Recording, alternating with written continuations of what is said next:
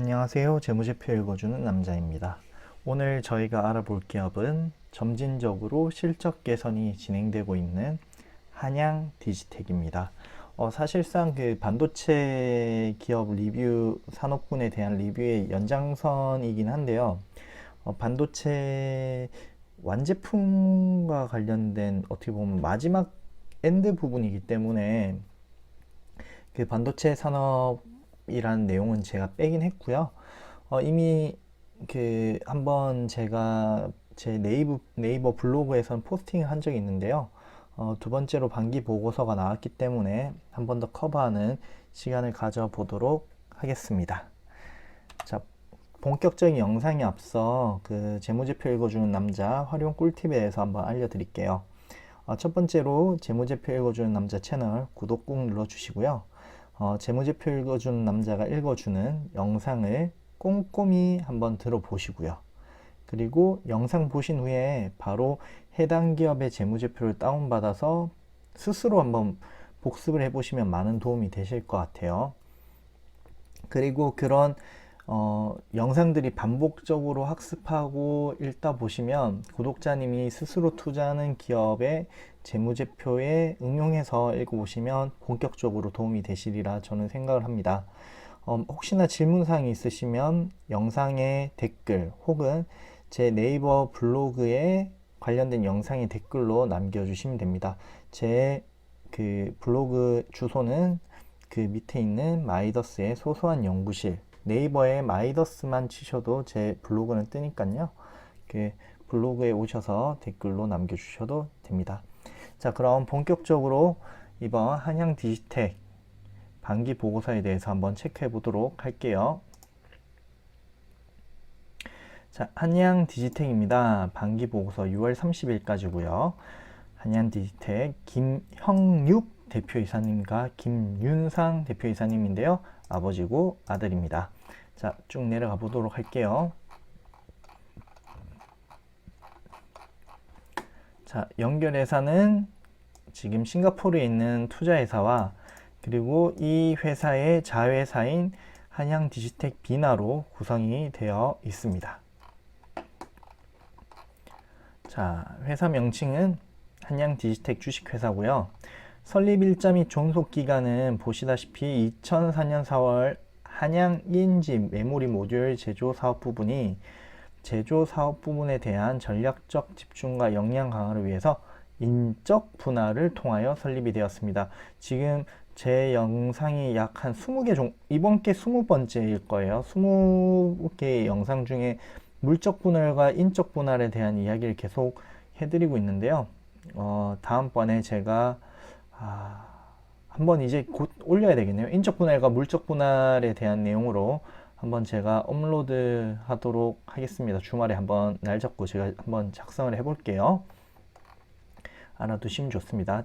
분할은 물적 분할과 인적 분할로 구분되어진다. 자, 주요 사업입니다. 주요 사업은 자, 반도체 메모리 모듈 제조를 주 사업으로 영위하며 인터넷 관련 기기, VoIP 장비, 그리고 바이오 진단기기 관련된 사업을 하고 있다고 합니다.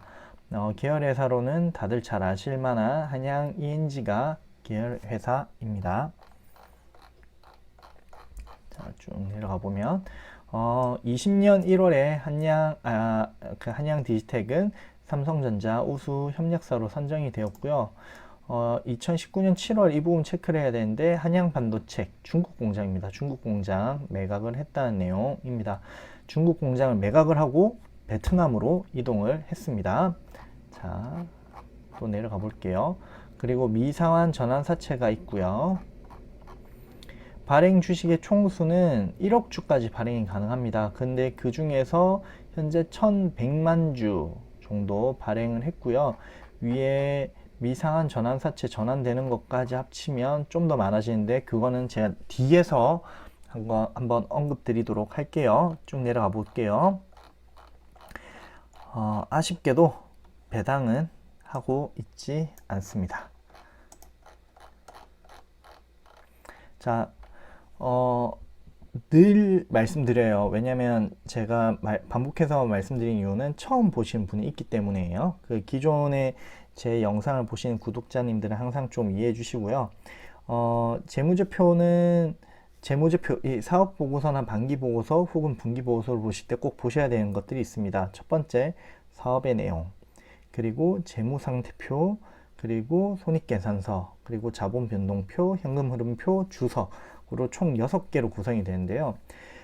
보통 우리가 재무제표를 봤다 하면 보통 손익계산서나 재무제표 간단하게 보고 난 봤다라고 이야기합니다. 이거는 전체 재무제표 내용의 10%도 채 안 되는 부분을 본 거고요. 사업의 내용과 주석은 꼭 보셔야 하는 부분입니다. 저는 이 6개 중에서 자본 변동표랑 현금 흐름표는 좀 빼고 이야기를 해드리고 있는데요. 물론 특이사항이 있으면 제가 짚어드릴 건데 아직까지 뭐 특이하게 짚어드려야 될 내용이 없었기 때문이기도 하고요. 향후에도 뭔가 있으면 제가 다 짚어드리려고 노력을 하고 있습니다. 그럼에도 불구하고 우리 구독자님들 보실 때 사업의 내용과 재무상태표와 손익계산서와 주석은 꼭 보셔야 합니다. 이거 안 보시면은 진짜 전체의 10%도 채 안 되는 내용 보셨고, 쉽게 생각하면 뭐 수학 공식을 외워서 문제는 풀지만 이 공식이 어떻게 증명되는지 전혀 모르는 그런 내용과 동일합니다. 꼭 읽어보세요. 그럼 이제 출발해 볼까요? 자, 사업의 내용입니다. 연결기업은 반도체 메모리 모듈 제조를 주 사업으로 영위하며 인터넷 관련 기기 및 VoIP 장비 그리고 바이오 진단 기기 관련된 사업을 하고 있습니다. 하지만 메인은 반도체 사업 부분이기 때문에 저는 반도체 사업 부분만 체크를 해드리도록 하겠습니다. 이건 매출에 차지하는 부분이 미미하니까요. 많이 하면 이게 너무 시간이 길어집니다. 그래서 빼도록 할게요. 자, 업계 현황은 제가 그냥 넘어갈 겁니다. 잘 모르시는 분들은 꼭 읽어보셔야 합니다. 읽어보시고요.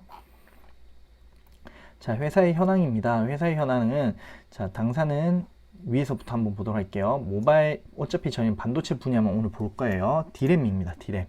D램 분야를 볼 거고요. 자, 모바일 장치의 지배력이 강력하게 확장됨에 따라 모바일 부문에는 부품과의 시너지 극대화가 지속될 것으로 보입니다.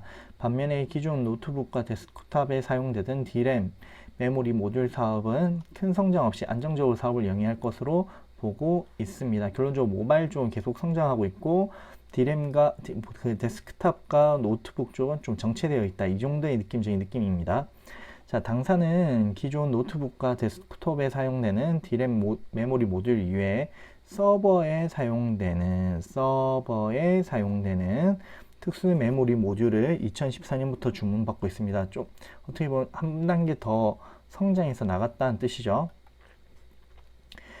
그리고 2018년부터 대두된 미중 무역 분쟁에 대한 위험의 해결 방안으로 동남아시아로 생산기지 이전을 검토하였고 투자 환경을 종합적으로 고려했을 때 베트남으로 이전 확정하였습니다.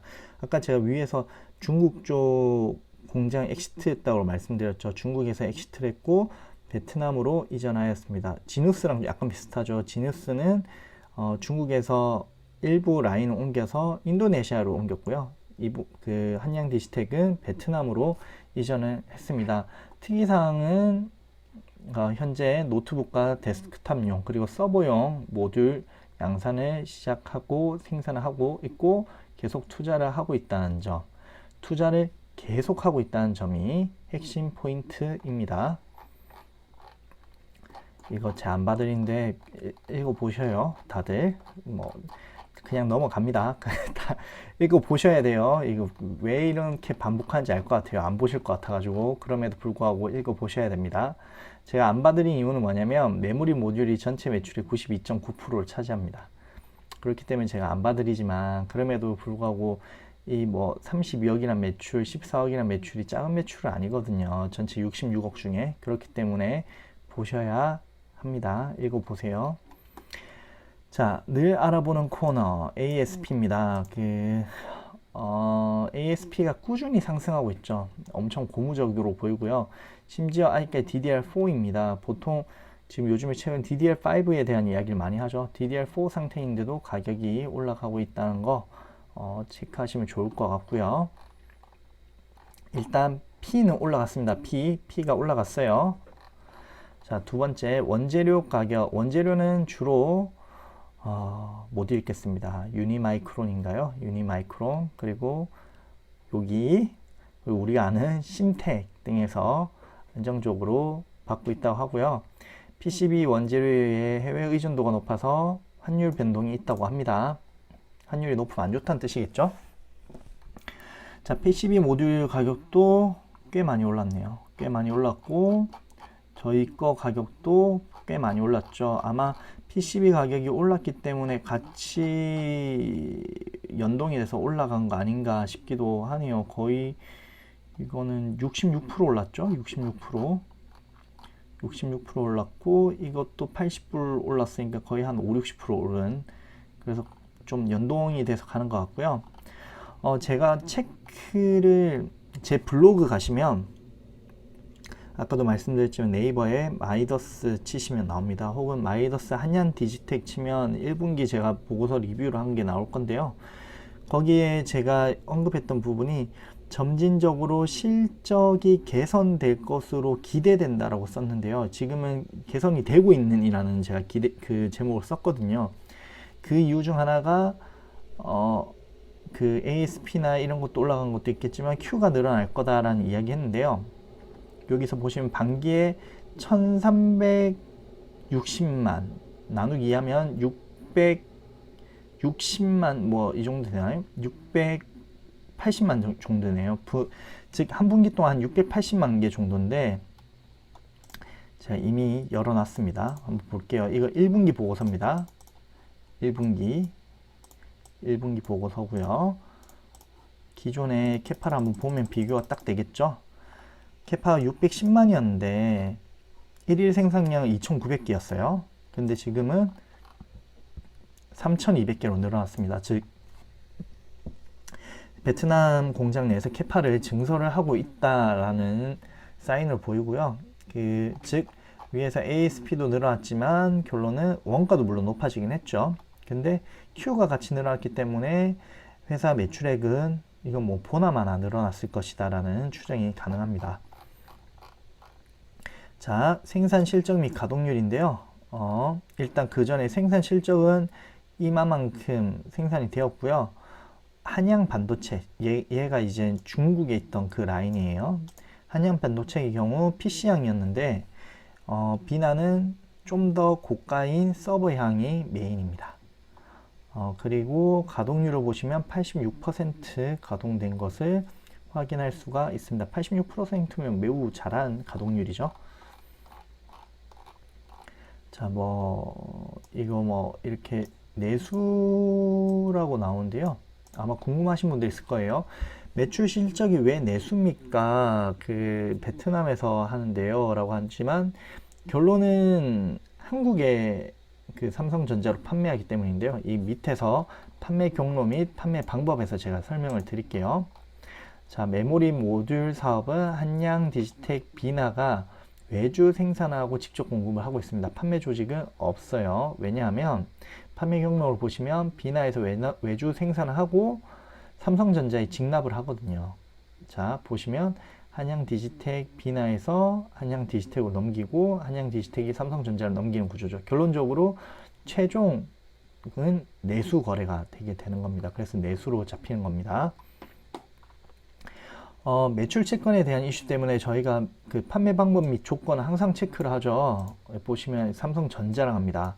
물류센터 납품하고 나면 월말에 계산서 발행하고요.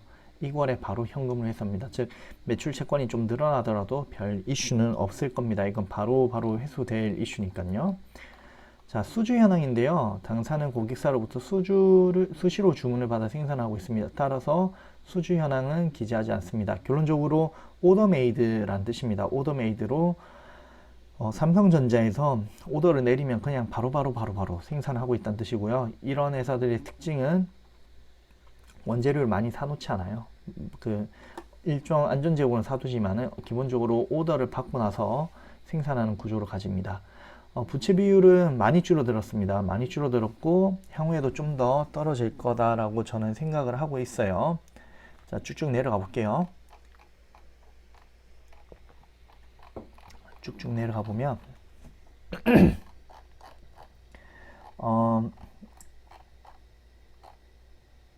자, 이 매출 채권에 대한 이야기인데요. 매출 채권에 대한 신용 위험 노출도에 대한 내용인데, 삼성전자에서 바로 2월에 현금을 받기 때문에 거의 뭐 대부분은 떼이지 않는다는 거. 이미 이거는 좀 이연돼서 있는 것 같은데요. 제 생각에 메모리 쪽에 대한 채권은 아닐 거라고 저는 생각이 듭니다. 결론은 메모리 쪽은 다 뭐 정상으로 잘 진행되고 있다는 거. 자, 그리고 환율 부분. 아까 윗부분에서 이야기했죠. 그 원재료의 해외 의존도가 높기 때문에 환율 변동 시에 이슈가 있다는 거. 그리고 매출이 국내로 잡히죠. 그러다 보니 환율이 상승하면 손실이 커지는 구조가 잡힙니다. 자, 또 내려가 볼게요. 주주쭉 내려가면, 자, 전환사채에 대한 이야기인데요. 이건 제가 아래에서 다시 한번 더 설명을 드릴게요. 쭉쭉 내려가 보도록 하겠습니다. 자, 연구개발 내용입니다. 제가 안 읽어드리죠. 이거 근데 다들 읽어보시는 게 좋습니다. 이거 한번 다 읽어보셔요. 자, 재무에 관한 사항입니다. 연결 재무 상태표고요. 늘 체크해보는 현금성 자산. 증설을 했다 했죠. 증설을 했기 때문에 돈을 일부 썼을 수 있습니다. 매출 채권 삼성전자 향이에요. 늘어난 거 크게 이슈되지 않을 거라고 저는 보고 있습니다.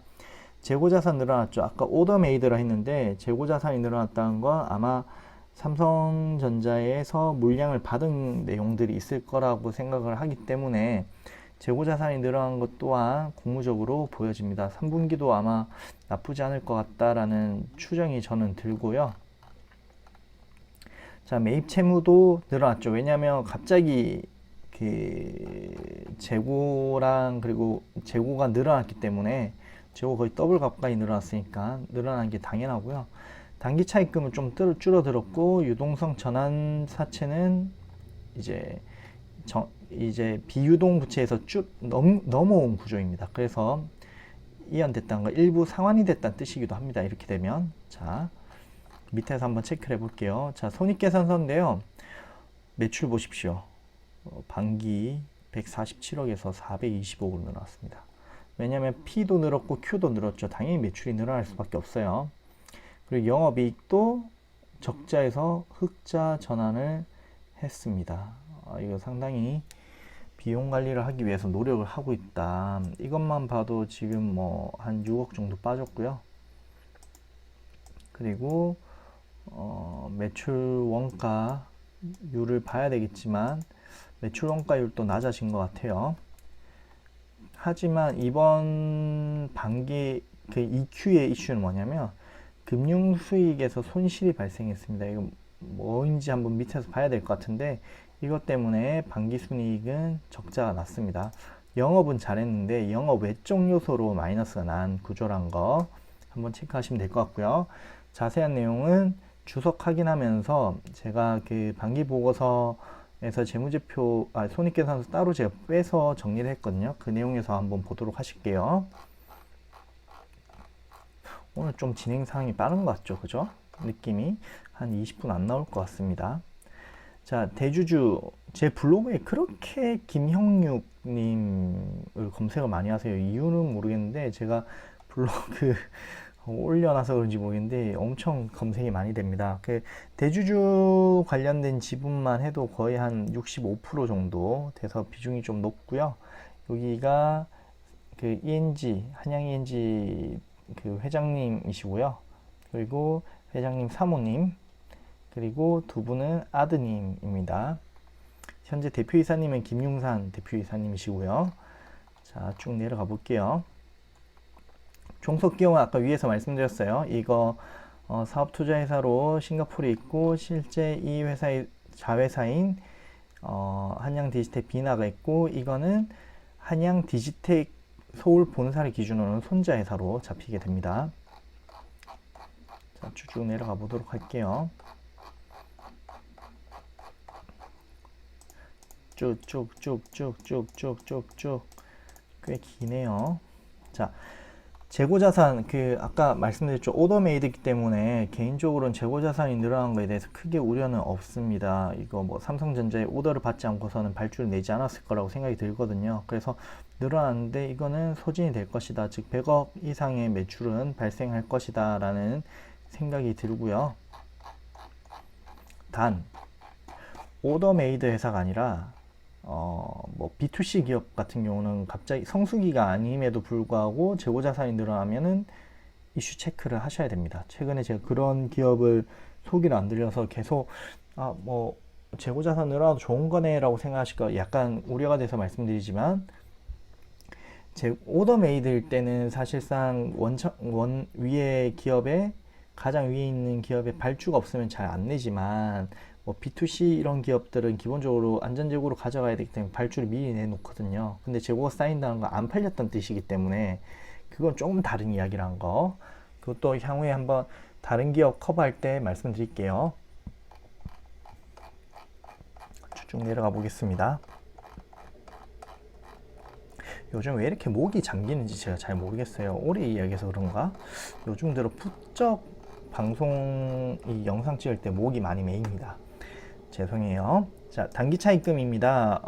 줄어들었죠. 줄어드는데 이자가 높은 걸 잘 줄인 모습을 보이고요. 이자 비용도 좀 낮아지는 모습을 볼 수 있겠죠.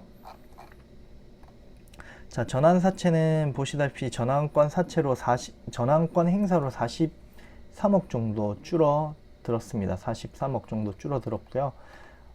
그리고 전환사채 발행 조건은 첫 번째 1회 11호 80억 발행을 했습니다. 80억 발행했고 전환 가액은 3,095원이라는 거.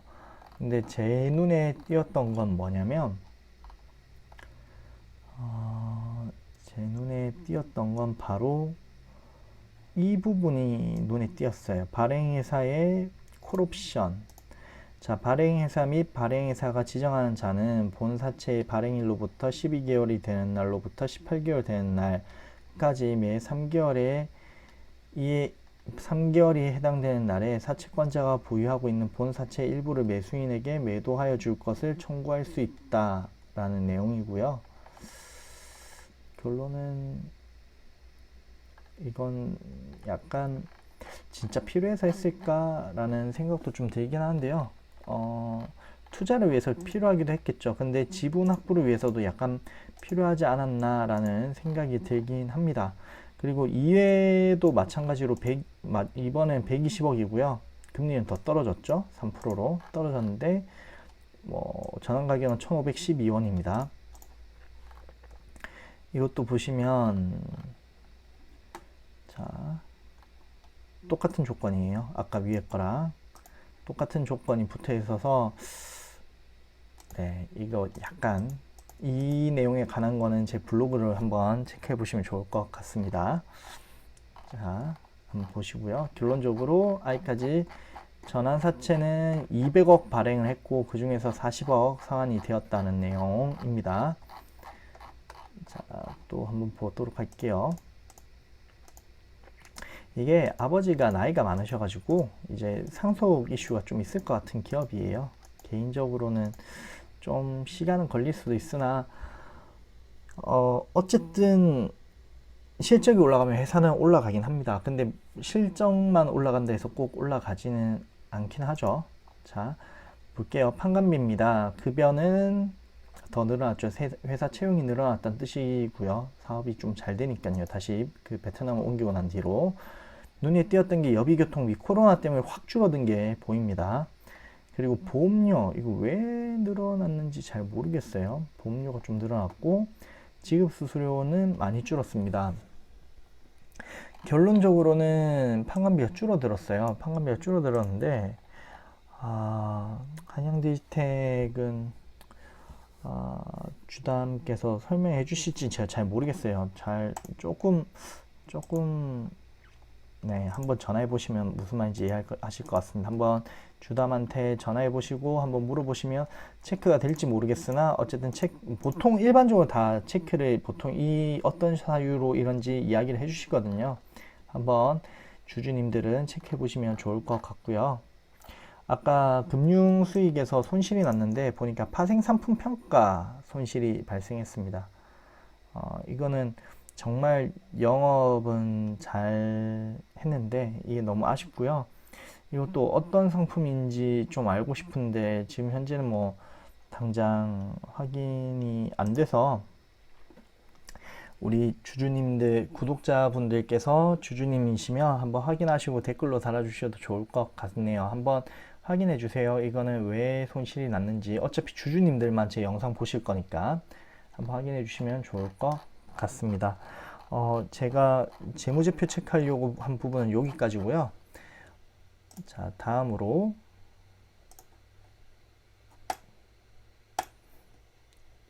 자, 반기 재무제표 한번 체크해 보겠습니다. 원가율은 보시다시피 떨어졌어요. 작년 반기는 87이었는데 1분기 85, 그리고 2분기 84로 떨어졌고요. 판관 비율은 진짜 많이 떨어졌습니다. 23%에서 7%까지 영업 레버리지 효과가 어느 정도 있다라고 판단이 들긴 하네요. 그리고 영업이익도 많이 개선이 됐죠. 사실 16기에는 그 중국 사업을 접는 부분이 있어서 약간 어려움이 있었을 텐데 지금 베트남 공장이 잘 돌아가고 있고 베트남 사업이 잘 되고 있다라는 판단이 저는 듭니다. 바로바로 막 이익률이 급격하게 늘어날 수는 없을 것 같아요. 그럼에도 불구하고 점진적으로 매출이 늘어남에 따라서 영업이익도 꾸준히 늘어날 수 있을 것 같다. 근데 뭐 이게 아시다시피 삼성전자의 어떻게 보면 그 협력사이기 때문에 막 20% 이렇게 받지 못할 거예요. 기본적으로. 근데 그럼에도 불구하고 적자 났던 사항의 보전은 어느 정도 될 정도로 이익률이 올라갈 수 있을 것 같다라는 생각이 듭니다. 꾸준히 점진적으로 이익이 개선되거나 혹은 개선되다가 유지되는 정도가 될 수 있지 않을까 싶네요. 보시면 QOQ로는 매출액이 82% 늘어났고요. 그리고 EQ 작년 YOY 비교했을 때 190%, 그리고 반기 누적으로는 117% 매출액이 증가를 했습니다. 그 QOQ 전년 대비로는 다 흑자 전환했고요. 그 QOQ로는 404% 증가를 했으나 아까 말씀드렸던 파생상품 손실 때문에 적자 전환한 모습을 보여주고 있습니다. 개인적으로는 당장은 모르겠으나 길게 봤을 때 꾸준히 성장할 수 있는 하나의 여건이 되지 않을까 싶어요. 그 서버향의 메모리가 되기도 하고요. 그리고 DDR5 도입되면 ASP가 좀 더 올라갈 수 있는 상황이 되지 않을까 해서 개인적으로는 꾸준히 트래킹하면서 체크해 볼 필요가 있다라고 생각을 하고 있기 때문에 1분기 때도 체크를 했고요. 1분기에 이어 2분기도 체크를 해 보았습니다. 주주님들께서는 어떻게 생각하실지 제가 잘 모르겠으나 당장 막 그 드라마틱하게 막 50% 성장 막 이러기는 힘들 것 같아요. 이익률이 뭐 영업이익률 50% 넘으면 이건 뭐 삼성전자에서 가만히 있지 않겠죠. CR 바로 때리겠죠. CR은 그 이익을 좀 줄인다 뭐 이렇게 생각하시면 됩니다. CR 한번 검색해 보시면 나올 거예요. CR 때린다라고 하는데 CR 때릴 것 같고요. 이게 어느 정도 보전을 해줄 거긴 한데 얼마나 높아질 수 있을지 모르겠지만 그럼에도 불구하고 Q가 증가했고 ASP가 증가하는 추세가 이어진다라면 개인적으로는 지금 시가총액이 적정하냐 뭐 그거는 이제 다들 생각이 다르기 때문에 다를 수 있으나 꾸준히 성장하면서 체크해 볼 필요는 있을 것 같아요. 비교해 보면서 시가총액이 적정하냐에 대해서. 자, 아까 전에 제가 전환사채 이야기를 드리면서 자, 현재 발행수가 1129만 주예요. 1차 시비 남은 게 129만 주고 2차 시비 남은 게 265만 주. 그럼 이걸 다 전환을 했을 때 총 1524만 주가 되는데요. 이 경우 시가총액은 815억입니다. 조금 이 밸류를 비교해 보실 때 물론 지금 현재 시가총액이 604억을 비교한 것도 좋은데요. 전환된다는 가정하에 815억으로 조금 더 저는 항상 보수적으로 보는 편이라 이런 걸 다 그냥 전환된다는 가정하에 체크를 하거든요. 그래서 이렇게 체크를 해보시면 조금 더 내 돈을 지키는 데 도움이 되실 것 같습니다. 저는 투자의 제일 1원칙이 잃지 말자거든요. 모두 잃지 않는 투자를 하시고요. 오늘 제가 그 한양디지텍 단기보고서 리뷰를 해봤는데 제가 준비한 영상은 여기까지입니다. 다들 도움이 되셨는지 모르겠어요. 제가 꼼꼼히 체크를 하려고 늘 노력을 하는데 잘하는 기업은 조금 더 어떻게 보면 재무제표 범위를 넘어선 이야기를 하게 되는 것 같고요. 잘 모르는 기업은 딱 재무제표 범위 내에서 이야기하는 것 같은데 이러나 저러나 도움이 되셨길 바라며 이번 영상 또 도움이 되셨다면 좋아요 눌러주시고요. 그리고 다음에 또 올라올 기업들이 궁금하시다면 구독도 꼭 눌러주세요. 그럼 다음에 또 다른 좋은 기업으로 만나 뵙겠습니다. 모두 안녕.